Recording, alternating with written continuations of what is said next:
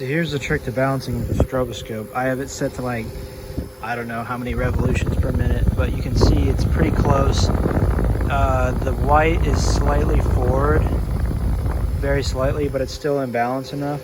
But what you would do is you would hit a hammer, you see where the arrow is? I would hit a hammer that way. If the blade was pushed farther down, it's changing RPM, so that's why it's going backward.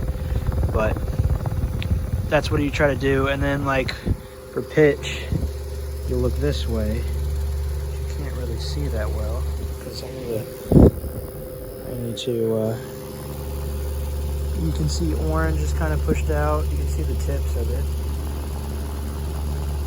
But what you would do is you'd be able to like accurately test or check which ones I have to push in and which ones I have to push out. So I have to push in orange for it to be really balanced. But you can see the rivets, they all line up, which is good. And then if you check it directly from the side, you can check to see if those blade brackets are in line, which they are. So basically what you want to do is first align those blade brackets right there. Look from the side. You can use your fingers, and you want those all to be aligned before you even do anything, before you even bend the blade. And what you'll do is you'll bend it at the hub area rather than at the blade itself. So you put your hand there, and then once you get that, so I already balanced this, so I'll shut it off. But this one was really bad. I had to put it in the vise, and sometimes on these brass blades, you have to be careful. You can't hit them really hard, so I use a rubber mallet. But on steel blades, sometimes you have to hit them like that hard, and it's pretty hard if they're really out of balance. And the only thing that sucks is that when you hit them from like the side like that, the pitch is bent. So imagine I'm pushing the blade like this. All the force wants to go this way. It pushes it that way, but it also bends it.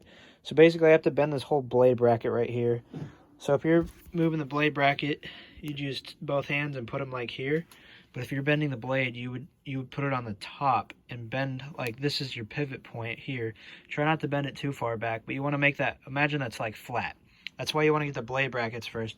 Because if you have a crease, let me see, like that, that's not what you want to see. That was not my fault. That was something else. But that's how you balance a blade properly. And clock is this way. Pitch is this way. And these blades do not need to have any type of weights, counterweights at all. It's always because something's bent. Most of the time when somebody sticks something in there, if you're lucky, it hits the edge of the blade, it'll bend it out. It'll bend it this way. This is really easy to fix. You can literally do it with your hand like this. I spin it. I feel bam, bam, bam, bam, bam, bam. Let's see, they're all hitting except orange, which is accurate. And I check that, engage it, and move it in and out.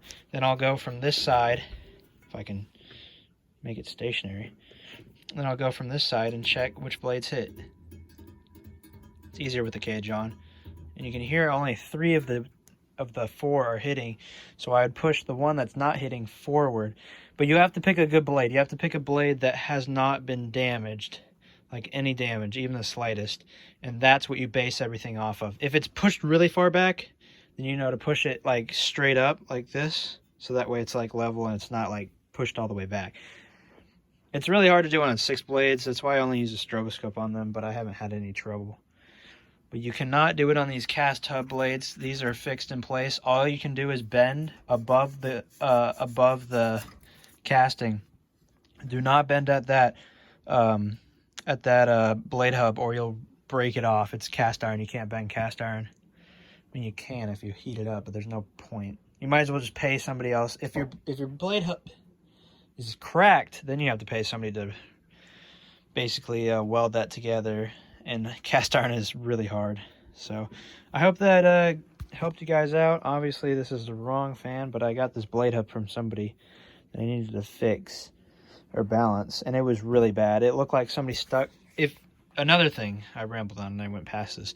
If somebody stuck something in it and it got in the blade before it hit the blade, like this, there's so much force pushing it back Like it's got so much inertia when it's spinning at like, I don't know, 1600 RPM at high.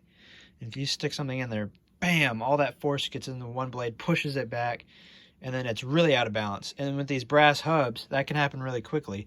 Now, if you're lucky, you don't, well, only on aluminum. I don't even have my Vortilex. I don't remember where I put it, but on GEs, the Vortilexes can have cracks here in the aluminum.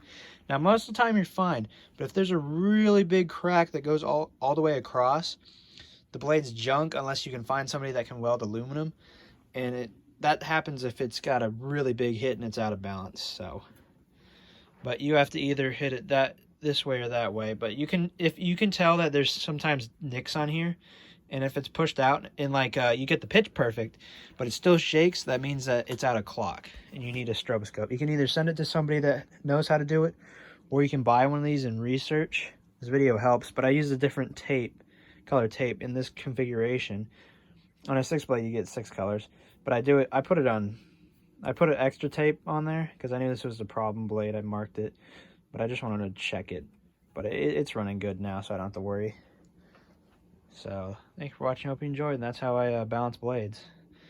I need to do a video about Vortilex blades. Those are a pain in the ass, but I just balanced all of them anyway, so it doesn't matter.